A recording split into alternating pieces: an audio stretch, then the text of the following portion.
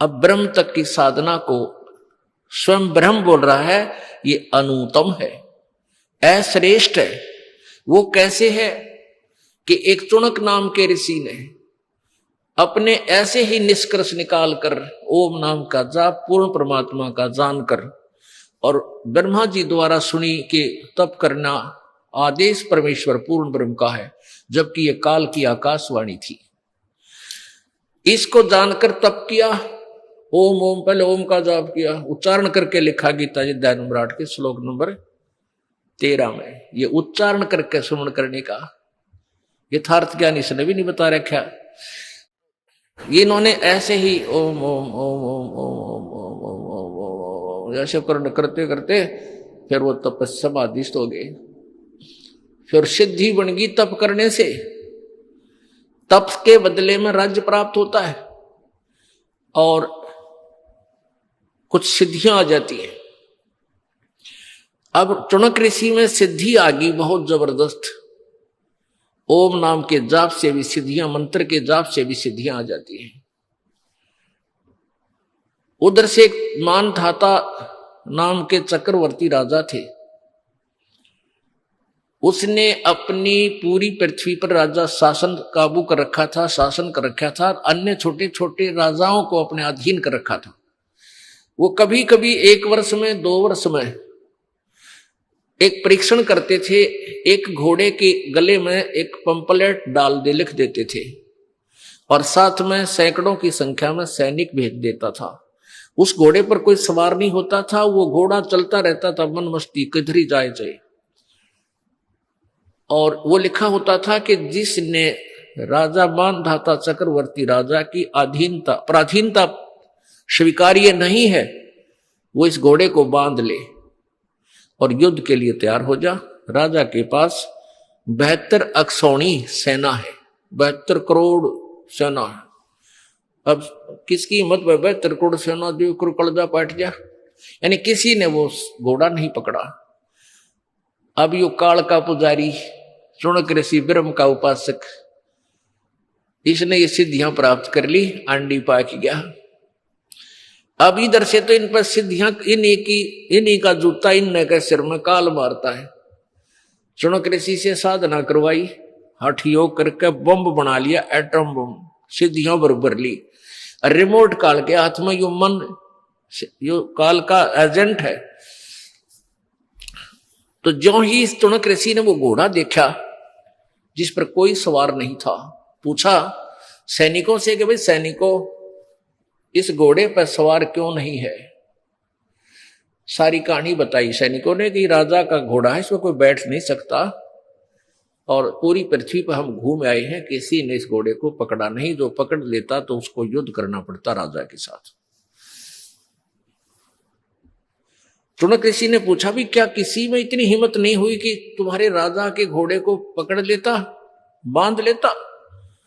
अब सैनिक तो फिर मुंह फाड़ होते हैं, अपनी आंगा प्रत्याग ऋषि समर्थ, इतने सेना वाले राजा के सैनिक तो और अभिमानी हो जाते हैं। उन्होंने उस ऋषि को कहा कि किसकी मां ने दूध पिलाया है जो हमारे राजा के घोड़े को पकड़ दे, होठ फोड़ जाए उसके।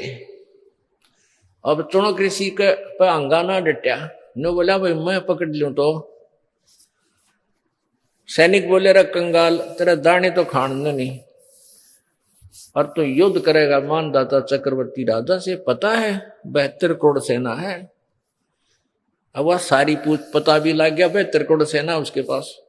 ऋषि बोला भाई मैंने तो थारे राजा का युद्ध स्वीकार कर लिया, बांध दो इस घोड़े ने। उसी झोपड़ी का बांध दिया जिस पर उसकी झोपड़ी, उसी वृक्ष का बांध दिया जहां झोपड़ी बनी थी, हट थी उस ऋषि की। और मानदाता चक्रवर्ती राजा को बता दिया कि आपका युद्ध चुनक नाम के ऋषि ने स्वीकार कर लिया।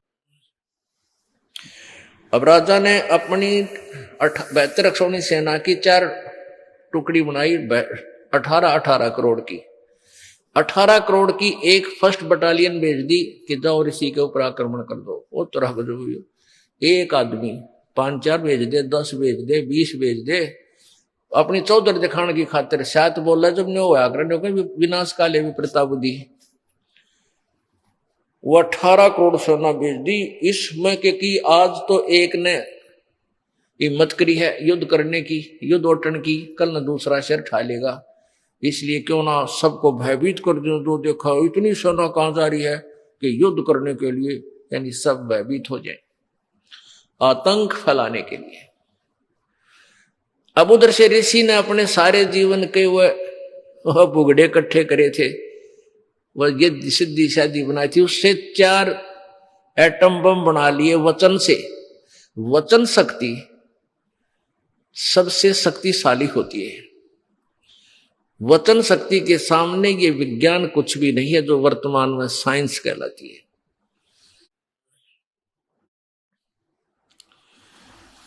तो उसने अपने वचन जो सिद्धि से, अपने वचन से 4 पुतली बना ली, अपनी ही कमाई तक, अपनी तपस्या साधना से।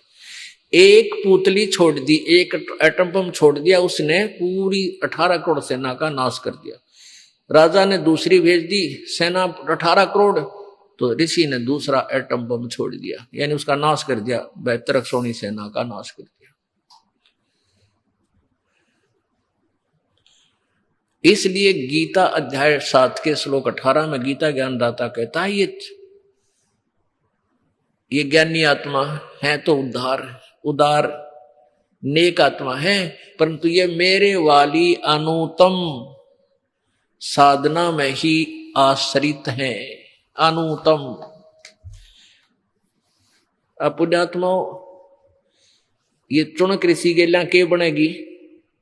ये चुनक ऋषि कई हजारों वर्ष इसने साधना की, उस तप के कारण ये हो सकता है कभी चक्रवर्ती राजा बन जावे।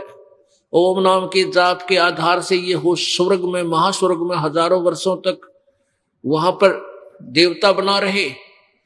और जो 72 सोनी सेना का इसने नाश करया, या धोने लाया करता लकड़ बाढ़ के उसमें जीव हिंसा की, वो सारे बैड अकाउंट में लिखे गए।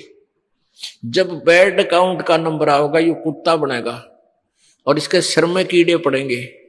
और जितने भी ये आत्मा इसने मारी है, सैनिक मारे ही, अपना चुन चुन का बदला लेंगे, इसकी दुर्गति होगी। और उससे पहले ये कितने समय तक कहाँ घूमता रहेगा, कितना देवता बन जाएगा है? और फिर इसकी ब्राह्मण माटी का नंबर आओगा।